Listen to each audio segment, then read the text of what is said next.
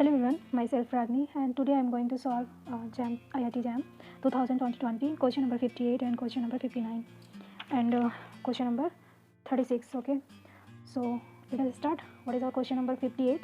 So here what is given, let M एक matrix दी हुई है, ठीक है, M देन हमें क्या करना है, हमें फाइंड आउट करना है determinant of this thing. Okay, तो हमें इस मैट्रिक्स गिवन है, उसका डिटर्मिनेंट यहाँ पे उसका कुछ पॉलिनोमियल दिया है, ठीक है, इस मैट्रिक्स का पॉलिनोमियल दिया है, उसका हमें डिटर्मिनेंट निकालना है. So let us try to do. So okay, so let us try to find what is our given things here. I 8i minus m. So ये क्या आ जाएगा आपका, ये आपको यहाँ पे क्या है, 4x4 की आइडेंटिटी मैट्रिक्स है, ठीक है. तो यहाँ पे आ जाएगा 8,0,0,0 एंड 0 8 0 0 0 0 8 एंड 0 0 0 0 0 8. नाउ सी, अब यहाँ पे क्या करोगे, आप सब्सट्रैक्ट कर दो किसको, m को, ठीक है. तो okay, 9 2 7 1 and 0 7 2 1 0 0 11 6 and 0 0 minus 5 and 0. So when you subtract it, what you will get what you will get, okay, you will minus 1 minus 2 and minus 7 minus 1 and 0 1 minus 2 minus 1 and 0 0. और यहाँ पे क्या आ जाएगा, 8 minus 11. Okay, सो यहाँ पे आ जाएगा -3, है ना. और यहाँ पे क्या आ जाएगा, -6 आ जाएगा, 0 0, और ये क्या हो जाएगा, +5 हो जाएगा, ठीक है, और ये 8 आ जाएगा. अच्छा जी, सो हमें क्या मिल गया यहाँ पे, ये मैट्रिक्स कुछ ऐसी आ गई, 4x4 की मैट्रिक्स है. Now observe that here the it has 4 blocks, 2x2 की. इसके पास कितने ब्लॉक हैं, 4 ब्लॉक हैं. अच्छा जी, देखो 2x2 की, यहाँ पे 2x2 की, और ये हो गई. अब देखो, अब आपको ये मैट्रिक्स कैसी दिख रही है, ये जो आपकी 4x4 की मैट्रिक्स आई, ये जो मैट्रिक्स आया न्यू मैट्रिक्स, ये आपका आ गया A11 A12 A21 and A22, है ना. और ये चारों कैसी हैं, 4x4 के हैं. अब देखो ये जो आपकी मैट्रिक्स है 2 8, ये 0 मैट्रिक्स है, ठीक है. अगर आप इसको 0 मैट्रिक्स ले लेते हो तो ये आपकी कैसी मैट्रिक्स आ गई, अपर ट्रायंगुलर मैट्रिक्स आ गई ना. अब देखो यहाँ पे एक चीज़ हमेशा ट्रू होगी, यदि आप क्या, ये जो इसकी जो आइगन वैल्यूज़ होंगी, है ना, वो इसकी आइगन वैल्यू के बराबर होंगी. मेरे कहने का मतलब ये है कि यहाँ पे जो इसके डायगोनल में जो इस ब्लॉक की मैट्रिक्स, इस ब्लॉक की जो आइगन वैल्यू आएगी और इस ब्लॉक की आइगन वैल्यू आएगी, इन दोनों की जो इन दोनों की जो आइगन वैल्यूज होगी वो किसकी आइगन वैल्यू होगी, वो इसकी आइगन वैल्यू के बराबर होगी. Okay, now see here it is upper triangular matrix, so its diagonal element it's eigen value. Okay, now see in second, -3 and -6 and 5 8. Okay, now can you observe that here the column sum is what, 2, right, and here each column sum is 2. see, -3 + 5 and -6 + 8, है ना. Column सम दोनों का क्या आता है, 2 आ रहा है. अब यहाँ पे हम क्या करेंगे, इस मैट्रिक्स के लिए लिख लेते हैं, ठीक है, -6 -8 एंड 5 8. ये कैसी 2x2 की मैट्रिक्स है, इसकी कॉलम सम, ईच कॉलम सम कैसा है, 2 है, तो इसकी एक आइगन वैल्यू क्या आ गई, 2 आ गई, एंड 2 प्लस अनदर मान लो कि वो कैसी है, λ2 है, ठीक है, which is equal to what, trace of this matrix, है ना. So which is equal to 5 which implies that λ2 is equal to what, 3.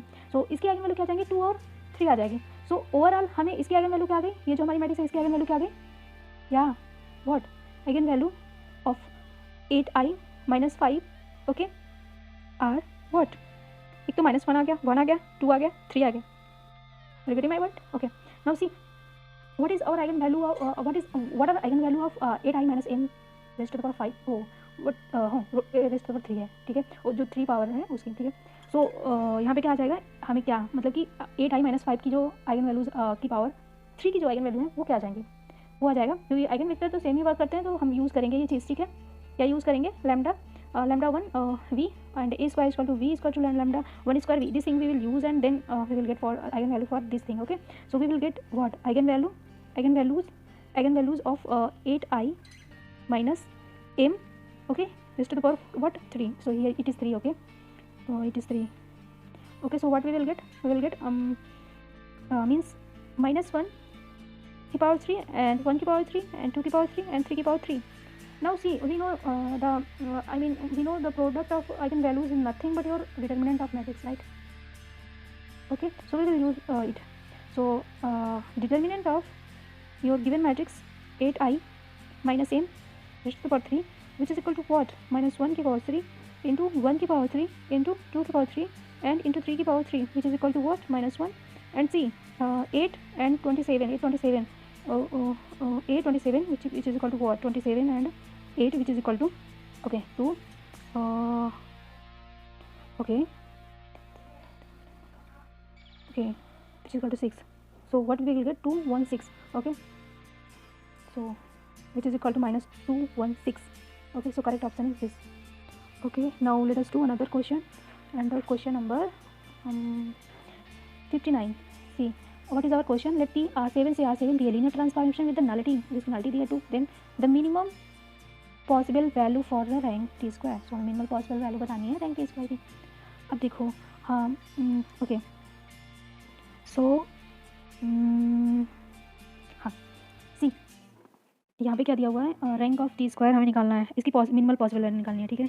So first of all we know what we know. Okay, we know that,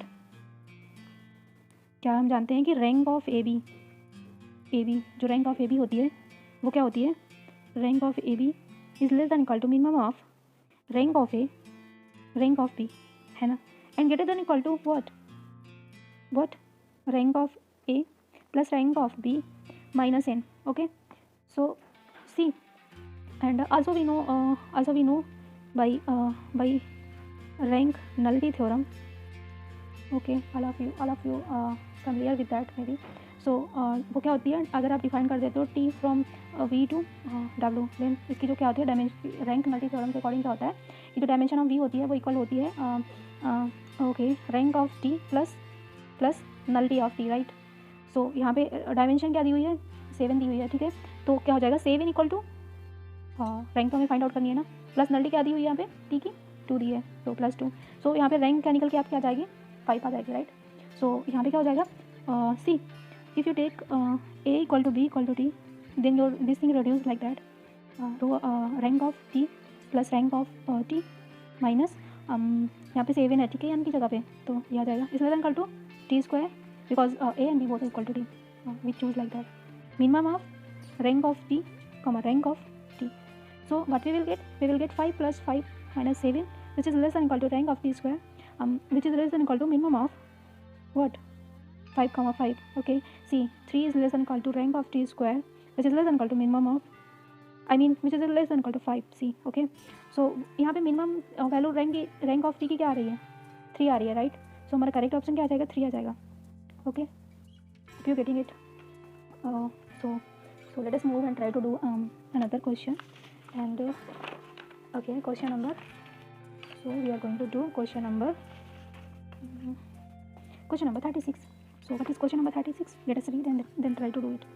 So 36 क्या है, consider the following system of linear equations, ax plus y plus 5z which is equal to 3 and ax plus 2y plus mz which is equal to 5 and x plus 2y plus 4z is equal to k, then the system is consistent if. अच्छा, कब consistent है हमें बताना है, ठीक है. तो सबसे पहले अपनी जो गिवन थिंग है इसको मैट्रिक्स फॉर्म में लिख लेते हैं. ओके, जो इक्वेशंस हैं, सो यहाँ पे 1 1 आ जाएगा, एंड क्या आ जाएगा 1 and 2 and 2 आ जाएगा, ठीक है जी, एंड 5 आ जाएगा, m आ जाएगा, एंड 4, एंड यहाँ पे ये क्या है 3 है, 5 है, k है. ओके, नाउ यूज रिड्यूस करो अपने मैट्रिक्स को by replacing things like then you use it.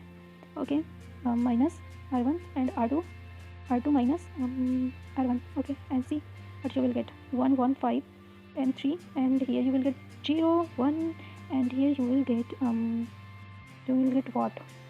Okay, यहाँ पे कर लो आप, ओके इसको कर लो, ठीक है, 2 कर लो, r3 को रिप्लेस कर दो r3 माइनस r2 से, एंड r2 को रिप्लेस कर दो r2 माइनस r1 से, and see what you will get, here 0 when you subtract it, and you will get 4 minus 5, and here you will get 4k minus 5, and here you will get 0 and 1 and m minus 5 and 2. सी, अब ये consistent कब होगा, अब देखो यदि आप यहाँ पे क्या ले लेते हो, अगर यहाँ पे आप ले लेते हो अगर 4 के अलावा कोई भी नंबर लेके आते हो तो ये कंसिस्टेंट रहेगा, मीन्स कि इसका जो रैंक ऑफ m होगा वो कैसा होगा, इक्वल टू होगा रैंक ऑफ m बी, ठीक है, आर्गुमेंटेड मैट्रिक्स के बराबर होगा. अगर आप क्या करते हो, अगर आप यहाँ पे कोई भी नंबर लाते हो जो कि 4 ना हो, 4 के अलावा कोई भी नंबर आप ला सकते हो, ठीक है. तो अगर 4 के अलावा कोई भी नंबर लाते हो तो ये कैसा होगा, इसका जो रैंक होगा वो आर्गुमेंटेड मैट्रिक्स के रैंक के बराबर होगा. And also if you take यहाँ पे, अगर यहाँ पे चलो 4 लाते भी हो, तो अगर यहाँ पे आप क्या ले लो, अगर यहाँ पे 5 ले लो तो ये 0 बन जाएगा, है ना, तभी उस केस में भी ये कंसिस्टेंट रहेगा, है ना.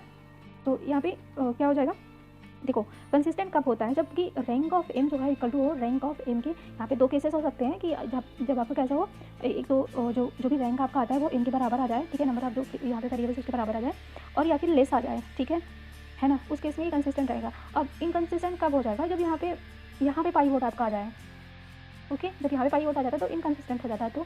तो अगर आप यहाँ पे क्या ले लो 5 ले लो तो ये 0 बन जाएगा, तो यहाँ का आने का चांस नहीं रहेगा ना, है ना, बिकॉज यहाँ पे भी पाई आउट है, यहाँ पे भी पाई आउट है। तो अगर यहाँ पे आप 5 ले आते हो तभी पे चांस है कि तभी पे ये कंसिस्टेंट हो जाएगा, और यहाँ पे कोई 4 के बराबर नंबर नहीं लाते हो, आई मीन एन की वैल्यू 4 नहीं होती, तभी ये कंसिस्टेंट हो जाएगा। तो ए ऑप्शन करेक्ट हो जाएगा आपका और ऑप्शन बी करेक्ट हो जाएगा आपका।